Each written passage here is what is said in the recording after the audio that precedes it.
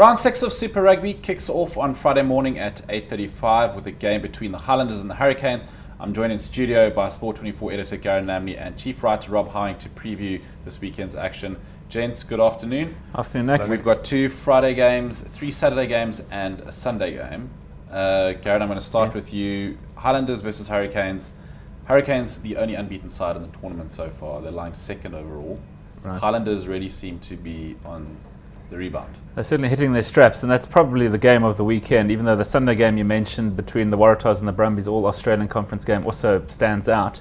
But getting back to Friday's game, 2 phenomenal backlines. We were chatting off air, Rob and I, about just how talented they are. They got loaded with All Black players.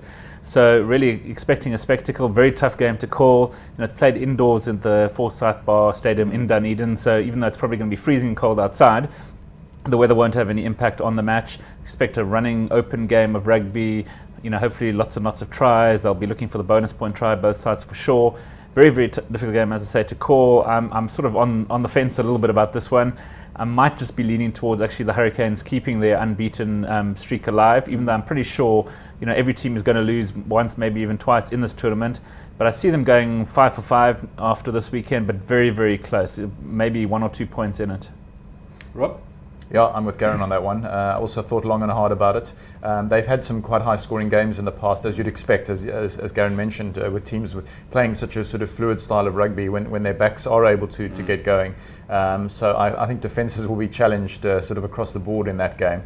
I am leaning that way. I know that I think the Highlanders won both times last year, but I'm also inclined to just slightly. I'm veering towards the away win here. Interestingly, the Highlanders were once upon a time the sort of whipping boys of that New Zealand conference, and the Hurricanes. I'm surprised that they're doing as well as they are. Are you? Yeah, I still get the feeling that both of them are actually slightly iffy.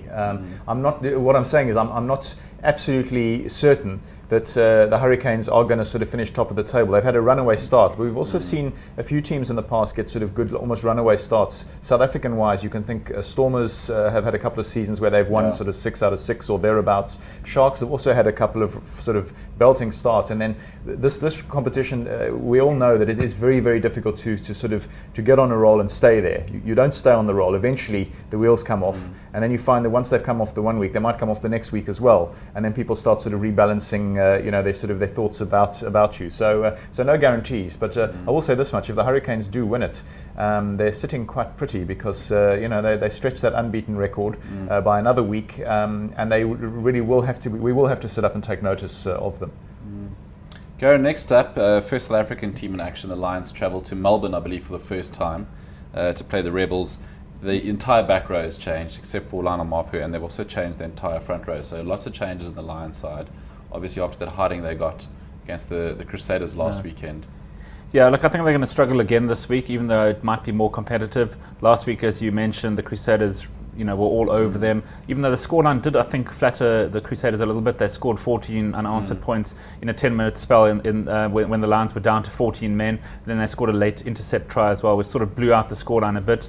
But the Lions in both their games, they started on their first tour match against the Blues. They had 0 ball, 0 territory, and they still managed to win. So they're relying on their defence sort of to get them through. It wasn't good enough against the Crusaders.